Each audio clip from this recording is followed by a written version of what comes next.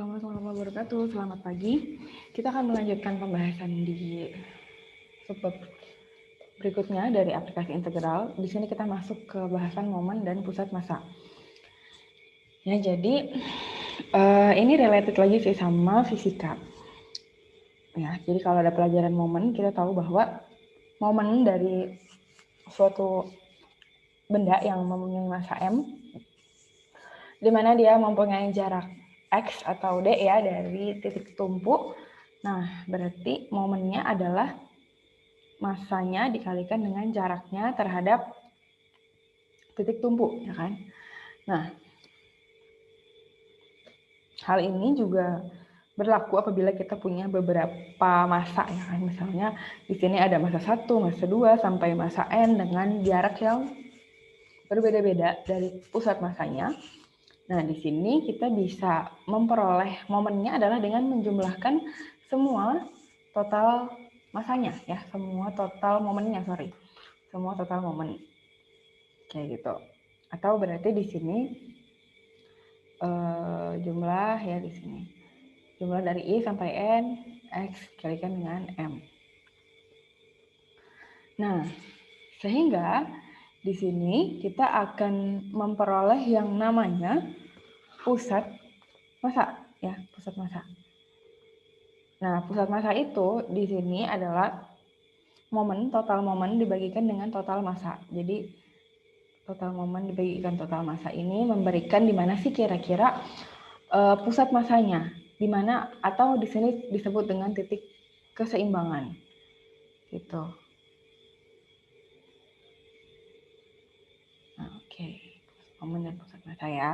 Itu untuk X. Nah, kemudian bagaimana kalau bidangnya kontinu? Jadi dalam bidang kontinu itu kita biasanya punya suatu batang di mana rapat massanya itu merupakan sebuah fungsi. Jadi kita punya sebuah batang, kemudian kepadatannya bervariasi gitu ya. Jadi massanya itu beda-beda. Nah, kita pengen tahu nih di mana sih kira-kira titik keseimbangan kawatnya. Jadi kita punya anggaplah kawat ya. Di sini kawatnya misalnya saya perbesar. Itu jadi kayak gini gitu ya. Ini kawat. Nah, ini kan dia tebal gitu ya ceritanya. Terus kita pengen tahu kira-kira di mana sih titik pusat massanya. Sedangkan di sini massanya dia bervariasi, di mana massanya ini bervariasi dengan fungsi yang tergantung sama jaraknya. Kayak gitu. Nah, berarti sama prinsipnya sama integral karena dia punya sebuah fungsi ya, sebuah ketebalan dan dia bervariasi tadi jaraknya, berarti kita bisa tahu bahwa delta M-nya ya, jadi kita ambillah dia menjadi delta X kecil, sehingga untuk setiap ini yang anggaplah ini adalah delta M gitu ya. Nah, delta M di sini berarti kan adalah massa jenis ya. Massa jenisnya tadi adalah berubah-ubah tergantung sama X-nya dikalikan dengan delta X gitu. Nah, delta X tadi ini ya, dimana X-nya benar-benar dibagi-bagi lagi menjadi kecil-kecil. Nah, untuk delta momennya gimana? Delta momennya berarti ya udah tinggal delta M dikalikan dengan X ya. Delta M dikalikan dengan di sini X. Ya udah, kita dapat delta momennya. Nah, sehingga dari kedua rumus yang ada di sini ya, rumus yang ini sama rumus yang ini, kita bisa tahu keseluruhannya, momen dan massa keseluruhannya dengan diintegralkan ya kan. Semakin kita kecilkan si delta X-nya ini, berarti dia akan menjadi integral gitu ya. Di sini mendekati kalau kita integralkan. Nah, kita jadi punya dua rumus nih, integral untuk massa sama integral untuk momen. Nah, sehingga maka di sini pusat massanya sama, adalah momen dibagi total massa. Cuma di sini karena dia bentuknya adalah fungsi, jadi kita hitungnya dengan menggunakan integral. Nah, di sini integralnya adalah momennya integral A sampai B X dikalikan dengan delta X dikalikan dx, dan total massanya adalah integral dari A sampai B delta X dikalikan dengan dx. Oke, kita masuk ke contoh. Misalkan rapat massa dari suatu kabel ya, fungsinya adalah 6x kuadrat G per cm. Tentukan pusat massa kabel di antara X sama dengan 0 dan juga X sama dengan 2. untuk menghitung pusat massa, berarti tadi kita harus menghitung total momen sama total massa. Pertama-tama kita hitung dulu total massanya deh ya. Total massa. M adalah integral dari, nah ini kan antara X0 sampai X sama dengan 2 ya. Kita tahu M adalah A sampai B. Fungsinya tadi ya, fungsi dari kabelnya kalikan dengan dx. Berarti ini adalah 0 sampai 2. Di sini kita punya 6x kuadrat dx. Oke, berarti ini adalah 2x pangkat 3 ya. Dari 0 sampai 2. Berarti ini hasilnya adalah 16. Nah, sedangkan untuk total momen dia rumusnya sama, cuman dia dikalikan X lagi ya. Jadi A sampai B X dikalikan dengan delta X dx. Nah, ya udah. Ini berarti dari 0 sampai 2. Ini X, di sini kita punya 6x kuadrat dx. Berarti 6x pangkat 3 ya. 6x pangkat 3 kalau diintegralkan menjadi x pangkat 4, depannya berarti 3/2 x pangkat 4. Dari 0 sampai 2, nah kita dapat ini hasilnya adalah 24. Ya udah, kalau kita ditanya pusat massa di sini berarti x-nya adalah total momen dibagikan total massa, di sini 24/16. Atau boleh kita kecilin, kita dapat 3/2. Gitu ya untuk sebuah kabel dengan fungsi tertentu. Nah, berikutnya kita punya pusat massa pada bidang dengan massa tersebar. Jadi kita sekarang ngomong, tadi kan koordinatnya X doang ya. Sekarang kita ngomongin X dan Y. Jadi kita punya massa yang tersebar di mana-mana. Tetap sama sih, tetap sama rumusnya gitu ya. Bahwa untuk momen dia adalah massa dikali jarak, cuman bedanya karena di sini kita punya Y ya, berarti untuk momen X-nya, untuk pusat massa X dia basically sama. Untuk pusat massa yang Y berarti dia ya jaraknya berarti adalah jarak dia di sumbu Y gitu aja. Gitu. Tapi sisanya sama. Ya.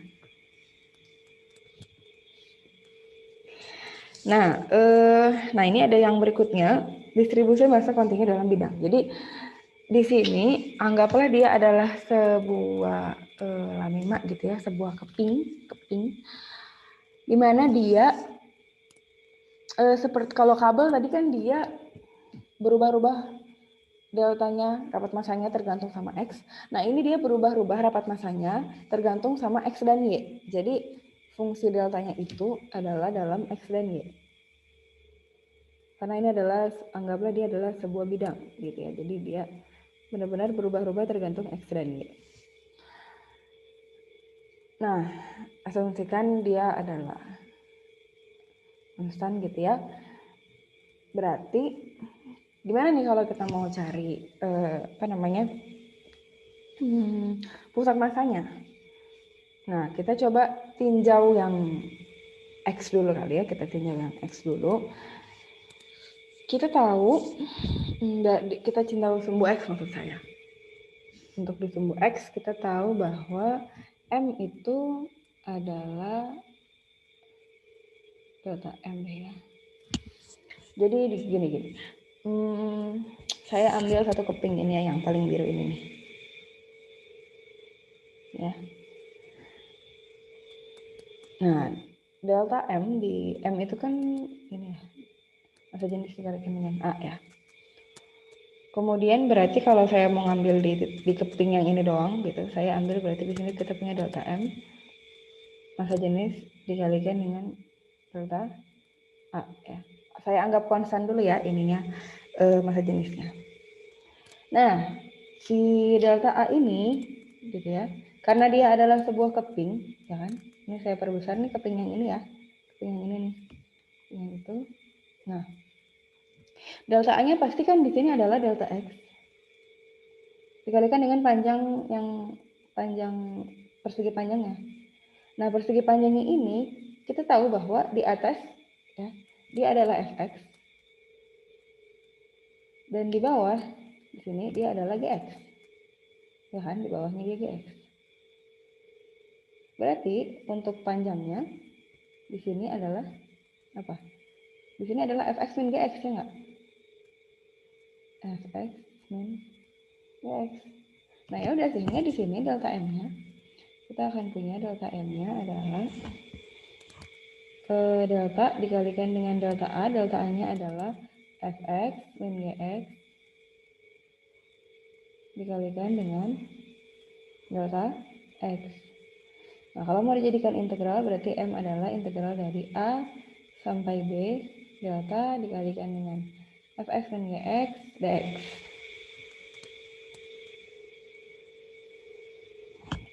Gitu. Nah, untuk momennya sih sama aja sebenarnya. Momen berarti tinggal dikalikan dengan x lagi aja.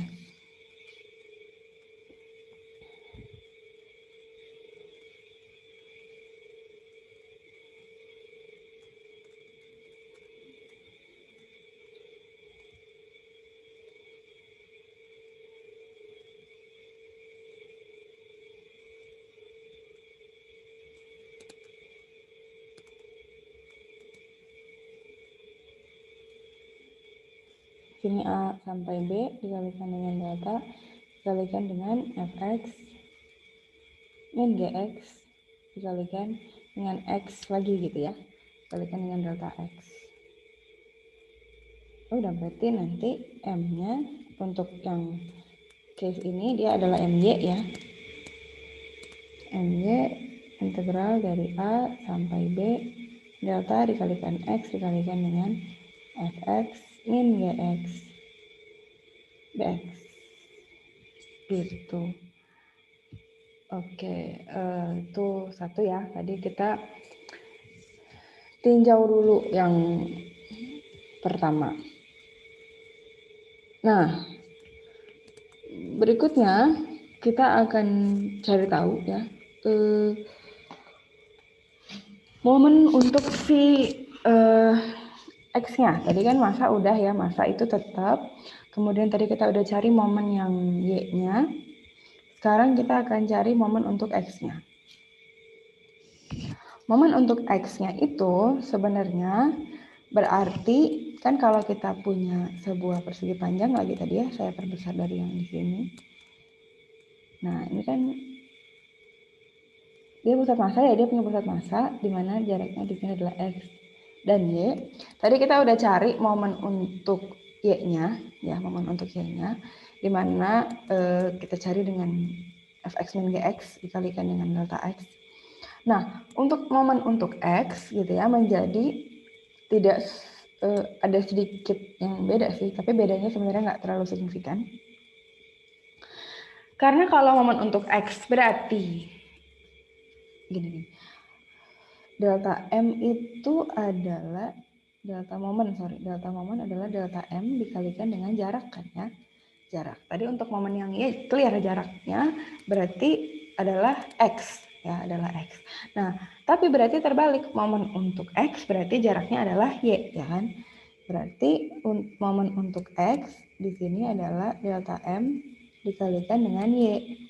Di mana tadi delta m-nya sama ya, kalau delta m delta dikalikan dengan fx min gx. Nah, tinggal bedanya di y-nya nih, dia ada delta x ya. Tinggal y-nya. Nah, kita tinjau y-nya ya. Kita tinjau y-nya dengan segitiga, dengan persegi yang ada di sini.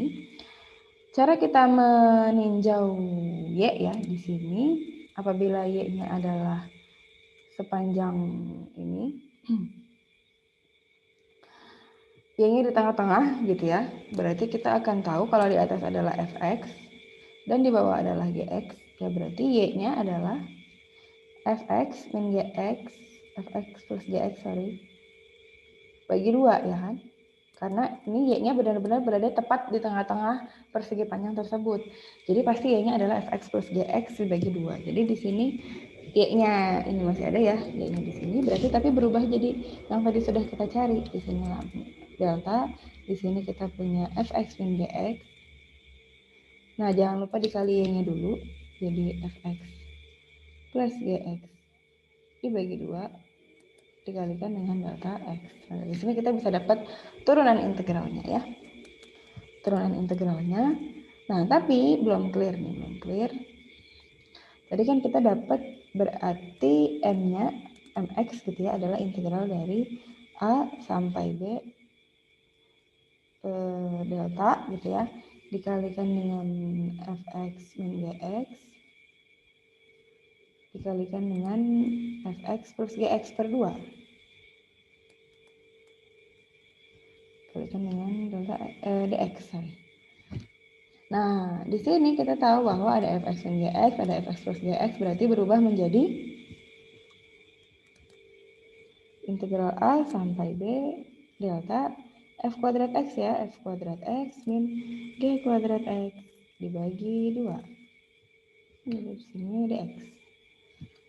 Oke, clear. Kita udah punya nih pusat massa untuk x. Berarti, nah, untuk pusat massa dx gitu, kita akan punya momen ya, yang di atas ini adalah momen y yang tadi kita cari ya, my dibagikan dengan ini adalah m. Sedangkan yang berikutnya untuk yang y-nya ini adalah yang tadi ya.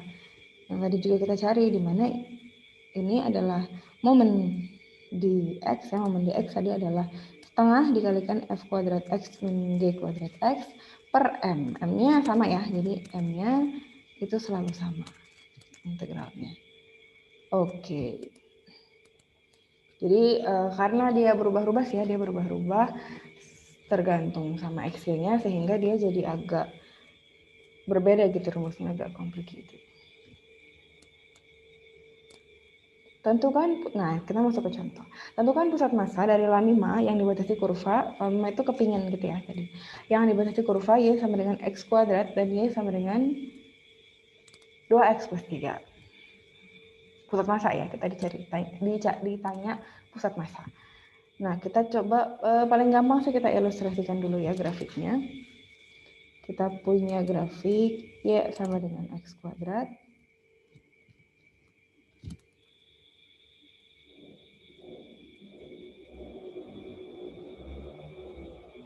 Kemudian kita punya garis nih, ya Allah, x kuadrat. Kemudian kita punya garis 2x plus 3. Oke, 2x plus 3. Ketika 0 dia 3 ya. Nah, kira-kira gini lah ya. Nah, y sama dengan 2x plus 3. Oke. Nah, terus kita cari apa lagi? Kita cari titik potong ya. Kita cari titik potong karena ini akan menentukan batas integralnya nanti. Nih. Nah, ini yang kita cari kan pusat massa di daerah ini. Berapa x dan y-nya gitu kan. Nah, kita cari dulu titik potongnya, oke? Titik potong. Kita samakan ya, x kuadrat sama dengan 2x plus 3. Berarti kan x kuadrat min 2x min 3 ya. Kita akan punya, kalau di itu jadi x min 3 dan x plus 1 sama dengan 0. Oke, titik potongnya kita punya 3 dan juga min 1. Berarti di sini adalah min 1 dan di sini adalah 3. Oke. Ya udah, misalnya dapat massanya adalah delta ya. Berarti kita akan punya untuk pusat massa x-nya momen di y dibagikan dengan m. Momen di y berarti adalah integral dari min 1 sampai 3. Di sini kita masukin deltanya. Kemudian jangan lupa dikalikan sama jaraknya ya. Kemudian tadi kita tahu untuk m dia adalah fx min gx ya. Fx itu yang di atas, gx itu yang di bawah. Berarti karena yang di atas di sini adalah 2x plus 3, jadinya kita akan punya 2x plus 3 min x kuadrat. X. Nah, yang bawahnya berarti kita akan punya integral dari min 1 sampai 3 Sama yang di atas, cuman bedanya hati-hati aja dia nggak pakai X ya. Bedanya kan kalau momen sama massa cuma di jaraknya aja. Berarti di sini adalah delta dikalikan dengan 2X plus 3 min X kuadrat dikalikan dengan dx. Oke. Itu untuk yang X, nanti tinggal dijabarkan ya perhitungannya. Dan untuk yang Y berarti kita punya MX per M. Bedanya apa? Bedanya di sini di momennya ya, di momennya berarti kita akan punya min 1 sampai 3. Di sini kita punya delta. Jangan lupa dia punya setengah ya. Setengah fx kuadrat min gx kuadrat. Berarti di sini kita punya 2x plus 3 kuadrat min x kuadrat dikuadratkan ya, diintegralkan terhadap dx. Bawahnya itu idem ya sama atasnya. Ini delta, di sini kita punya 2x plus 3 min x kuadrat dx. Oke, sampai sini dulu ya videonya.